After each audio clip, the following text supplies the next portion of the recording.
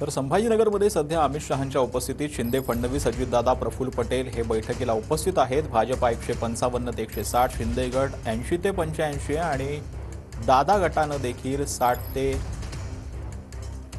आपले प्रतिनिधी दत्ता गणवटे आपल्यासोबत लाईव्ह जोडले गेलेले आहेत। दत्ता, गेल्या 1 तासापासून महायुतीची ही संपूर्ण बैठक सुरू आहे। संपूर्ण महायुतीतले वरिष्ठ नेते जे आहेत ते हॉटेल रामा इंटरनॅशनलमध्ये ही बैठक घेत आहेत। जागा वाटपावर लगेच तोडगा निघू शकतो का आणि जो फॉर्म्युला जो ठरतोय, प्राथमिक जी माहिती आपल्याला मिळते त्या संदर्भात या बैठकीत काय चर्चा सुरू आहे?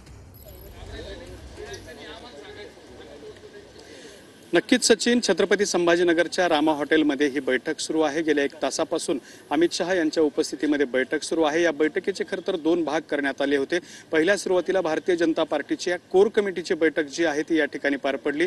ज्या बैठकीला अमित शहा यांच्याबरोबर देवेंद्र फडणवीस, प्रदेशाध्यक्ष बावनकुळे, पंकजा मुंडे, रावसाहेब दानवे यांची या कोर कमिटीच्या बैठकीला उपस्थिती होती।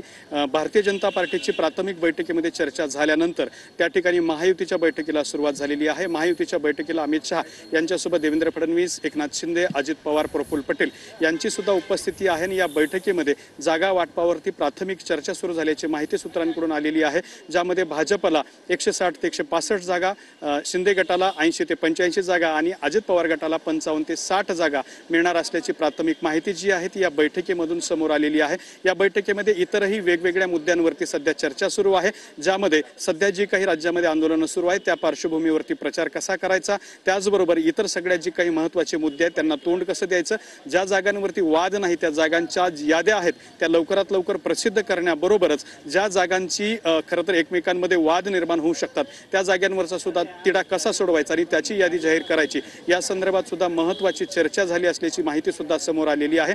आताच रावसाहेब दानवे हे सुद्धा या ठिकाणावरून गेले, त्यांनी सुद्धा स्पष्ट केलेलं आहे की आमच्यात कुठलाही वाद नाही, लवकरच जागा वाटप होणार असल्याचं सुद्धा सांगितलं जातं। त्यामुळे आजच्या बैठकीमध्ये जागा वाटपावरती अंतिम चर्चा होऊ शकते अशी सुद्धा माहिती सध्या समोर आलेली आहे आणि जागा वाटपाच्या अंतिम यादीवरती दिल्लीमध्ये गेल्याच्या नंतर अमित शहा या संदर्भामध्ये अंतिम निर्णय घेण्याची सुद्धा शक्यता व्यक्त केली जाते। मात्र आज या ठिकाणी जर बघितलं आपण तर जागा वाटपावरती महत्त्वाची चर्चा महायुतीच्या नेत्यांमध्ये सुरू आहे।